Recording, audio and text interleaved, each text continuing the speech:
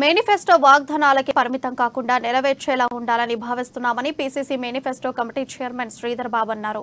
సోనియా గాంధీ తెలంగాణ ఇచ్చి 4 కోట్ల ప్రజల ఆకాంక్షను నెరవేర్చారన్నారు.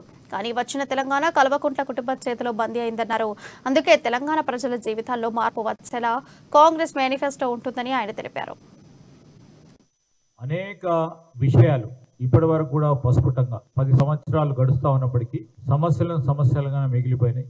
కేవలం మాటల వరకే పరిమితమైన తెలంగాణ రాష్ట్ర సమితి పార్టీ ఎన్నికల వాగ్దానాలు ఇస్తూ ఇప్పుడు బీఆర్ఎస్ పార్టీ మరొకసారి ప్రజల ముందుకు పోతా ఉన్న తరుణంలో ఆనాడు సోనియా గాంధీ గారు తెలంగాణ రాష్ట్ర ప్రజల ఆకాంక్షని తెలంగాణ రాష్ట్రం ఇవ్వటం, తదుపరి తెలంగాణ యావత్ ప్రజలందరూ అన్ని వర్గాలకు సంబంధించిన ప్రజలందరూ కూడా వారి జీవితాల్లో ఒక మలుపు వస్తుంది, ఒక మార్పు వస్తుందని, తెలంగాణ రాష్ట్రం ఏర్పాటైతే మన జీవితాలు బాగుపడతాయని వేచి చూస్తున్న వారి అందరికీ కూడా మా మేనిఫెస్టో పరంగా రాబోయే కాలంలో వారి జీవితాల్లో మార్పు తీసుకొచ్చే క్రమంలో ప్రతి అడుగు కూడా పెట్టే మేనిఫెస్టోలో వారి ఆలోచనకు అనుగుణంగా వారు ఏ విధమైన తెలంగాణ కోరుకున్నారో ఆ తెలంగాణ నిజమైన తెలంగాణను ఇవ్వడానికి, వారి జీవితాల్లో మార్పు తీసుకురావడానికి మా మేనిఫెస్టో కనబడే విధంగా ప్రజల ముందు ఉంచుతాం.